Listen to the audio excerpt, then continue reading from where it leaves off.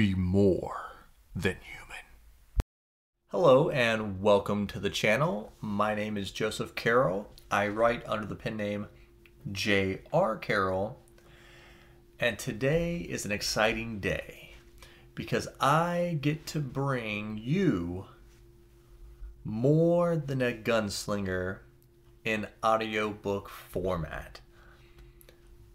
The narrator is Robin Mary Boideau, and she has been working tirelessly for the last month or so to bring Izzy to life. You will get to hear the first 2 chapters of More Than a Gunslinger, and then you can hop over to Audible, iTunes, and order it for yourself.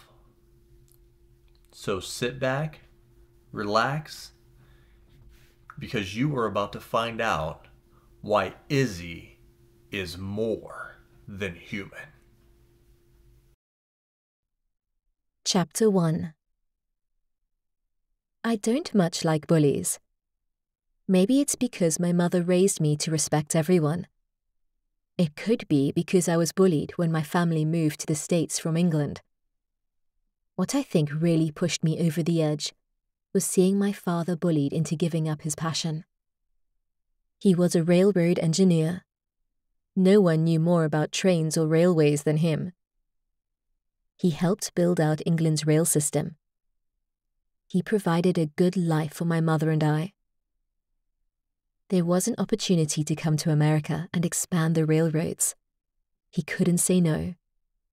That's how he ended up in New York City in the spring of 1859. Things were going great for us at first. My father put me into a private school. He wanted me to get the best education I possibly could. School really wasn't my thing. Don't get me wrong, I loved to learn, but I was never a social butterfly. The kids, especially the other girls, would tease me about my English accent, which led me to getting into tussles. I never started them, but I sure did finish them. The school would send home letters for my father. He rarely ever saw them, because he was gone for business so often. My mother would sympathize with me, so I never really got into trouble. The few times he did see the letters, he just brushed them off and told me to always stick up for myself. That's why it shocked me later that year when a gentleman came to our home. Clouds were covering the sky, so night came early. I remember thinking it was extra dark that evening. Him and my father were talking in the kitchen late into the night. They thought no one was awake, but I couldn't help but be a snoop. I couldn't make out much of what they said. The thing that stuck with me was the strange feeling I had in my stomach and the look in my father's eyes. It was a look I had never seen in him before. Fear. The man gave my father an envelope and they shook hands. That was the last day he ever worked for the railroads. I would later learn that the envelope was a buyout. He gave my father a large sum of money in exchange for him leaving the railroad and train business. He also got all of my father's patents. I would also learn it wasn't so much of a friendly offer. It was the kind of offer that you took, or else, which never sat well with me. My father was a proud man. He wouldn't just back down and quit the thing he loved to do, unless there was a good reason. I always had my suspicions, but he would never talk about it. Even being that I was 10 years old, I vowed that I would help my daddy get back his life. My life, as well as our families, were never the same after that night. Father started to move us around frequently. He invested his money in every gun manufacturer and inventor he could find. My father had always been into shooting, which he passed down to me. In 1860, he introduced me to a man by the name of Benjamin Henry. He invented a new type of rifle, the repeating rifle. I'd never forget that as long as I live. He was a kind-looking man. I stood in front of him with my father by my side. Mr. Henry looked down at me and asked, "Do you shoot, little lady?" My father gave me a nudge. I said, "Yes, sir." And he gave me a big smile. He turned to open a crate on the table behind him. When he turned around, he held the most beautiful thing I had ever seen in his hands. The rifle had an octagonal barrel. The stock was made with the deepest walnut wood. What really made it was the brass on the receiver and the butt of the gun. It made it shine like gold. I couldn't take my eyes off it. When he began to show me how to use the lever action, the smell of the wood was like fresh timber mixed with the brass and gun oil. It was an intoxicating fragrance. Mr. Henry looked at me with eyes that were as excited as mine and said, "Would you like to go shoot it?" I didn't take my eyes off the gun, as I said, "With all my heart." We made our way out to Mr. Henry's firing range. He had a beautiful property in New Haven. Enough space where he could test any weapon he wanted, surrounded by a beautiful wooded area. He started by showing how to load the weapon from underneath the barrel. It shot a .44 caliber round, specifically designed for this rifle. Next, he showed me how the lever loaded each round when it was pushed down and brought back up. He started off by setting up some targets from 25 yards, all the way out to 150 yards. He shot the first 100-yard target, then reloaded slowly, pulling the lever down and pushing it back, making the bullet fly out the top. Shot again, then began rapidly firing and reloading. Shot after shot landing on the 100-yard targets. Then he steadied for his last shot and nailed one at 150 yards. He waved me over and said, "Your turn, darling." I took my time loading it, so as not to set off one of the rounds as they slid down and landed on top of each other. After I finished loading, I got a feel for the weapon in my hands. It didn't feel heavy, at least not to me. I sighted in on a target at 50 yards. I took my first shot and heard the wonderful sound of the bullet pinging off the piece of steel. I just love the smell of gunpowder. I don't know how, but I could always smell the difference from one manufacturer to another. My daddy said I was crazy, but I knew. I then began a few rounds of rapid fire, hitting the targets at 75 yards. I had 4 rounds left, so I hit one at 100. Then I hit the same one that Mr. Henry hit at 150. His eyebrows went up in astonishment. I just couldn't help myself. I saw the target that was set up at 200 yards. I fired down the range and hit it center mass. My daddy gave me a stern look. I tried to hide my eyes from him. Mr. Henry looked back and forth between us and said, "Only 4 men have ever hit that 200-yard target. That is the effective range of this rifle." I just tried to put on my sweet, innocent look, like I was just as shocked as him that I hit that target. He gave me a questioning look. Then he threw a silver dollar in the air and yelled, "Shoot!" My instincts took over. I forced my heart rate to slow. Then I widened my pupils so I could focus.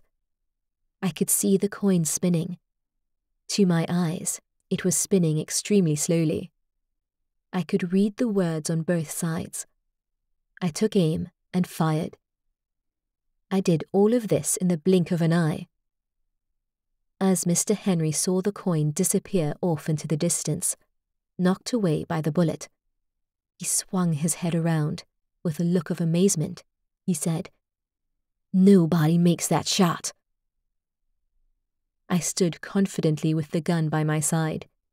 I didn't care if my daddy was giving me the meanest look ever. I said, "I ain't nobody." At first, I couldn't gauge what his reaction was going to be. He held a good poker face. Then he opened his mouth with a huge smile and a big belly laugh that followed.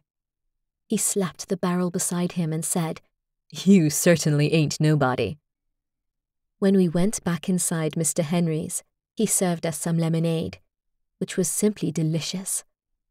Just the right amount of sugar, so the sourness of the lemon could dance across your tongue. He took the rifle back from me. I didn't want to let it go. He could see the disappointment in my eyes. He just smiled as he walked into his back room. My daddy and I looked back and forth between each other as we heard a grinding noise coming from the back room. I had a big sense of worry come over me. I'm not sure what I was worried about or what was going to happen. Then Mr. Henry walked back into the room carrying something wrapped in burlap. He laid it down in front of me on the table and said, "Go ahead, unwrap it." I looked at my daddy and he nodded his head. I tore into it like it was a Christmas present. When I got it unwrapped, it was simply a work of art. Mr. Henry had made some beautiful engravings on the brass. They were flowing lines ending in what looked like flower petals. In the middle, he engraved the golden one. I ran my finger across it and said, "For me?" He pointed to the inscription. "That is you. You are something special." I looked him in the eyes and said, "Thank you, Mr. Henry. I'm going to do great things with this rifle." He laughed and put his hand on my shoulder. "I believe you will." Chapter 2. As you can see, even from a young age, I didn't suffer from lack of confidence, and I didn't like it when people threw their strength around. So I sat at the bar in Arnold's tavern. I found myself very not pleased with what I saw in the back corner of the room. No, Arnold's wasn't much different than any other halfway decent tavern in Cincinnati. Being on the Ohio River, it got a lot of travelers. The city had also been booming over the last 10 years. Once you left the East Coast, the only city larger than Cincinnati was St. Louis. So if you wanted the city life, this was the place to be. As I stared off into the corner of the room, I heard the barkeep ask, "What will it be, ma'am?" I took a quarter out of my pocket, put it down on the bar and slid it towards him. He was a rather young man to own his own establishment. He had no distinguishing features. He had his dark hair parted to the right, no moustache, which was a little odd for the time, but his apron and clothes were immaculate, as most barkeeps I met were terribly dirty. Not that you could blame them, for they had to clean up after the pigs that came through. I looked up at him just before he grabbed the quarter. I pulled it back a little with my index finger and said, "Whiskey straight, and I want the 2-bit variety." You had your 1-bit establishments and 2-bit establishments. Arnold's was a 2-bit establishment, but you could never be too careful. Nothing worse than thinking you're going to get some high-quality whiskey. Then, when you gulp it down, you realize you've got served gut rot. It makes me queasy just thinking about it. I had to squint to look through the cigar smoke that was filling the room, so that I could get a good look at what was going on in the corner. The smoke was especially thick over there, because there was a boxing match going on, which inevitably got the gambling action going. The 2 men were in the corner of the room with 2 sides roped off. It was much smaller than a traditional boxing ring, maybe only 10 feet instead of 24 like in official fights. This seemed to be to the advantage of the man who was initiating the fights. He was just over 6 feet tall, which made him one of the 2 tallest men in the bar by my estimations. Both men had their shirts off, and it was obvious that one was an actual athlete. He looked to be in his mid-30s, still very muscular. The other man was half a head shorter, and was clearly in no shape to be boxing. The way he was hustling the men into fighting him was by giving them 5-to-1 odds, or even 10-to-1 odds. This fight, I heard him yell to the out-of-shape gentleman, "Come on, $20 against your 2. You're a big man. I bet you hit really hard." He was clearly goading the man into the fight. As with most men, he couldn't back down, not in front of everyone. It wasn't so much a fight as a 1.5-minute beating. He could have put the man down even sooner, but he wanted to put on the show for everyone. At this point, I had seen enough. I took my shot of whiskey and yelled over the crowd, "Hey, why don't you fight somebody who will fight back?" The room went dead silent. Then everyone in the corner turned and looked in my direction. The man laughed and smacked one of the men on the shoulder and pointed at me. Then, with a cigar in his left hand and a glass of whiskey in his right, he leaned back against the ropes and said in a deep, cocky voice, "Miss, they can fight back all they like. The outcome is still going to be the same." I leaned against the bar and tapped my fingers on the counter, looking around as if I was unimpressed. Then I looked vaguely in his direction and said, "Looks to me like you're beating up on a bunch of fat drunks who know nothing about fighting."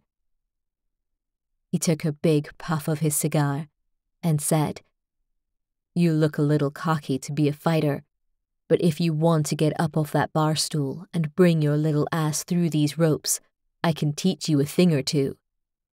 He finished that statement with a wink. I couldn't resist. "What odds will you give me?"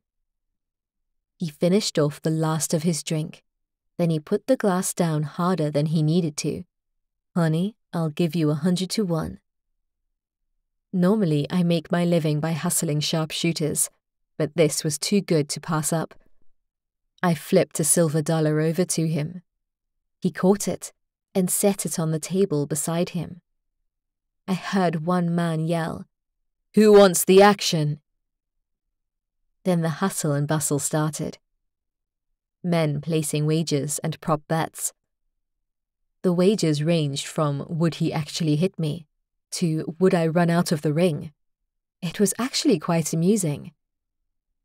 I overheard one of the men say to another, "I don't think she knows who she just picked a fight with."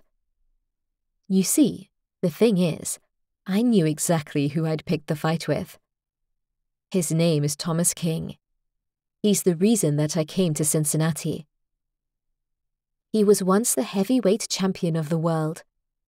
After he won the title, he only defended it once, before mysteriously retiring, and now he has more money than he did when he was the champion. I heard a rumor of who he is working for. That is what had brought me here. I walk across the room slowly, took off my gun belt and laid it on the ringside table. I dipped underneath the ropes and into the ring. He pointed at my boots and said, "You going to be able to move in those? Don't want you to have any excuses." I just shrugged my shoulders and got into my fight stance. A lot of fighters like to stand tall and on their back foot, so that they can lean back out of the way of the punches. I prefer to stand a little more sideways, with my legs bent. Seeing as how I'm a very imposing figure, standing at a whopping 5 feet tall, keeping my legs bent makes me a very small target and extremely hard to hit. That arsehole actually tried to slap me. I dodged it with relative ease. Then he tried to hit me with the backhand. I ducked under and circled behind him. He spun around with a surprised look on his face. One thing he probably also did not know was that as a teenager, I got to practice with some of the best boxers in the country, including the only man to ever beat him in a boxing match, Jem Mace. He taught me that footwork is the most important part of fighting. They can't hit you if you're not standing in front of them to be hit. So I spent the next few minutes dodging all his swats and smack attempts. He began to get frustrated and actually started throwing jabs at me. I was far too fast for him. There were laughs coming from the crowd. He got so embarrassed and frustrated that he did something I wasn't expecting. He ran forward and wrapped his arms around me in a bear hug. It automatically brought back feelings of when I was a child. I was always faster and stronger than all the girls, but even most of the boys. I remember being 11 or 12, and boys used to try and hold me or pin me down to show their friends how strong they were. It didn't end well for them, and it wasn't going to end well for him. I busted loose of his grip. If he wanted to play dirty, so could I. I grabbed his right wrist and held it down to his side. So now it was his left hand versus my right. He tried to break free of my grip, but that wasn't happening. So he swung with his left. I ducked under and punched him right in the jaw. Not so hard to cause real damage, just enough to let him know he was in trouble. I let go of his wrist, took one quick step backward, and hit him with a quick left jab. It snapped his head back. Then he threw left and right. I leaned my head back out of the way. I could see the punches go by me, like they were barely moving. It was time to end this, so I ducked, then pushed him into the corner. I began to hit him with uppercuts to his stomach and his ribs. I felt him wilting under the pressure of my punches, so I used a little trick that Jem taught me. I stepped in close, stuck my left foot behind his right ankle, and pulled his foot out from underneath him. He slipped to the ground and landed on his ass quite hard. I had my right fist back ready to strike. He held both hands up, waving the fight off. I reached my hand out to help him get up. Reluctantly, he took it, and I pulled him to his feet. I put my gun belt back on, walked over, and grabbed the money off the table. I smacked him with a stack of bills and said, "Come have a drink with me." He looked at me with a questioning glance. "You're not going to hit me again, are you?" "As long as you don't get out of line," I replied. He laughed as he put his shirt back on. We walked over to the other corner of the room. I brought 2 glasses of ale with me. He sat down slowly while holding his stomach with his left hand. He looked me straight in the eyes and asked, "Where in the bloody hell did you learn to fight like that?" I took a drink, then said, "I had a handful of teachers, but my best one was Jem Mace." A look of disgust came across his face. "That rat bastard. I knew we'd have another go. I just didn't expect it to be through one of his students." I gave him a smirk and said, "He's not your biggest fan either." He coughed and winced in pain. "So, are you here to get revenge or something?" "I am, but not against you. Against your boss," I said. He looked away from me, then said, "Boss? I have no boss." I don't know if it was the stench of the smoke in the room, or if it was him lying to me, but I was getting very agitated. "Please don't play me for a fool. I know he's paying you, but I need information about him." "Darling, you seem like a nice enough person, but I can't give you any information." I stared daggers through him.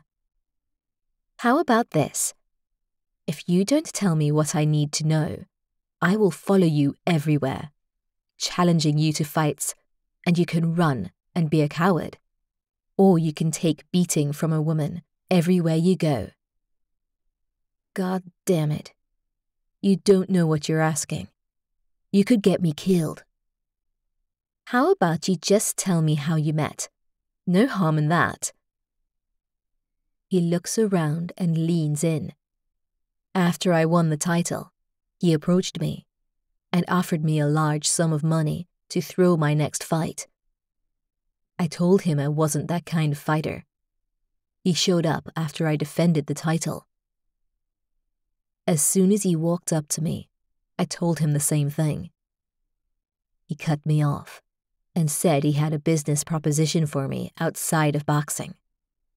He told me he would pay me more money to work for him than I would make in 10 years as the champion. I jumped in. What does he look like? Truth be told, I have seen him that many times over the last 5 years. He always looks like your normal, wealthy businessman. He wears nice 3-piece suits, with a bowler hat and a walking cane. He's always in black, and has a perfectly trimmed beard that is as black as coal. He's tall as me. I began to get excited. I was getting somewhere now. How does he make his money? He sighed. I don't know the details of his finances. I'm sure some is gambling and extortion. But the main source, as far as I know, is shipping. He does a lot of stuff with the railroad. I slammed my fist on the table. That's him. How can I find him? He puts his hands up. Whoa, you don't find him. He finds you. Listen, I know you're tough. You might be the best fighter I've seen, but you don't know what you're dealing with. There is something off about this man. He's not normal. I don't know what it is, but he's dangerous. He would kill you and not lose any sleep over it. I'd like to see him try. If I were to look, where would be the best place? He finished his beer and shook his head. I don't know. Just follow the big business deals with the railroad companies. He won't be far behind. I finished my drink, then slid the $100 over to him. He looked up at me, confused. For the information, I said. I didn't get your name, he asked. The name's Isabella, but you can call me Izzy. Then I walked out of the tavern. What information I did get just left me with more questions. At least I was headed in the right direction. When I turned the corner into the alley to get my horse, the universe decided to give me exactly what I asked for. I heard you were looking for me, a voice said from behind me. I turned back toward the street to see the man whose image had been burnt into my memory. Son of a bitch, I mumbled under my breath. He stood with both hands on his walking cane. His fingers tapped the ornate jewel at the top. It was black like an onyx stone. A vulgar mouth for such a lovely young lady, he said. My muscles were tensing up, but I had to play it calm. I looked him directly in the eyes, like I was trying to stare into his soul, and said, Flattery will get you nowhere, sir. He raised an eyebrow and said, You'd be surprised how far flattery can get you. Well, I'm sorry to disappoint you, but I'm not so easily flattered, especially when it's coming from the likes of you. He put his right hand on his chest. That hurts, especially since you know nothing about me. I know more than you might think. I've been tracking you for the last few years. You've been bullying out all the railroad men, and if they don't sell to you, they wind up dead or disappear. He turned his head over so slightly to the side. You might want to be careful where you are spewing those allegations. I walked to within a couple of feet of him and said, No accusations about it. I remember you and what you did to my father. He pressed his lips and said, You'd have to be a little more specific. I make deals with a lot of weak men. I lost my cool. I threw a right punch aimed square at his jaw. He tilted his head back and spun his cane around, slapping my wrists away. I've never seen someone move so fast. He smiled.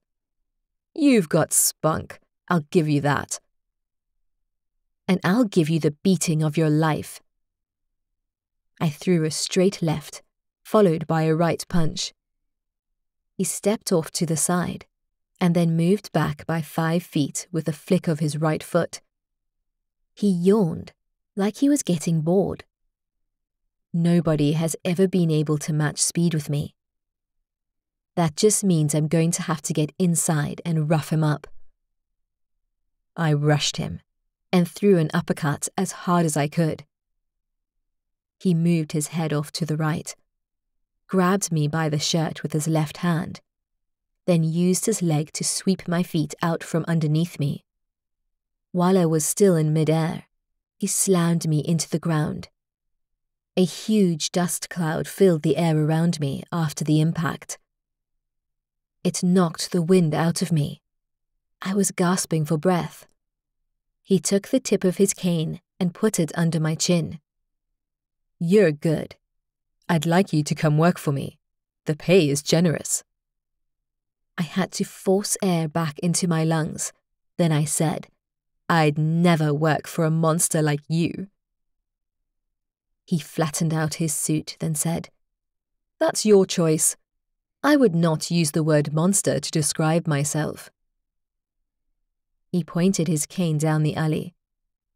"But my associates, that's a different story. So long. It was nice to meet you." I put my hands on the ground to steady myself back to my feet. When I looked up, and he was gone. I focused my eyes down the alley. About 200 yards away, there were 3 figures. They looked like people, but their proportions were off. They were standing slightly hunched over. Their arms were so long that their hands touched the ground. Even their hands didn't look right. Fingers too long, nails even longer, like claws. They were only wearing pants that were in tatters. Their foreheads were elongated, and their jaws began to open like a snake's. They opened 180 degrees. Their teeth were fangs like a bat's. One of them began to run towards me. It was running on all fours like a monkey. They were big too, the size of a large man. It was kicking up dust and snarling as it barreled towards me. I reached over to my horse and grabbed my rifle out of its holster. I raised it to my shoulder, took one breath, and fired a shot. I hit it in the dead center of its chest at 150 yards. It kept coming like nothing had happened. I snapped 2 more in rapid succession. They landed right where I wanted, hitting both lungs at 100 yards. It wasn't slowing down. Just as I was going to take another shot, a figure stepped into the middle of the alley between us. I yelled, "Move!" But he acted like I wasn't even there. He was wearing a cloak that he promptly let fall off his shoulders. His clothes were unlike anything I had ever seen before. He looked like a medieval knight or something. His helmet was made of brass or bronze. He swung his arms out to each side, and blades released from his forearms. They locked in place with some kind of latch. The creature that I had shot tried to stop, but it was too late. He couldn't stop his momentum, and the knight was waiting for him. He stabbed him in the stomach with his left, then punched him in the chest with his right blade. The scream that came from the creature's mouth sounded animalistic. The other 2 began running towards him. I thought they would overwhelm him. I was wrong. It was like a dance that he had performed 1,000 times. every slash, every snap of their jaws he was prepared for. He wasn't unbelievably fast. I could track all his movements. It was as if he knew what their next move was going to be. He was always in the right spot. No wasted energy. One of the creatures tried to slash him with his left claw. The knight ducked under and swung across with his left blade. It went clear through his neck with no resistance. Its head leapt from its body, then impacted the ground with a thud. The other creature became enraged, flailing wildly with both hands. The knight retreated, not in fear, but with calculated backsteps. Then he broke the pattern, stopped dead in his tracks, and the creature stumbled forward. He threw an uppercut right through the bottom of the creature's jaw, then through the top of his head with his blade. He turned calmly around, and I finally got to see his face, or at least the front of his helmet. Where his eyes should have been, they were covered with black glass. He picked up his cloak and walked towards me. My head was still spinning from everything that had happened. "What the hell is going on here?" I asked. He had a slight British accent, muffled by his helmet. "You are in over your head." "I know how to swim, and I'm not afraid," I said. He handed me a newspaper from Galveston, Texas, then said, "Pick your battles wisely, and be willing to live with the consequences, and always aim for the head."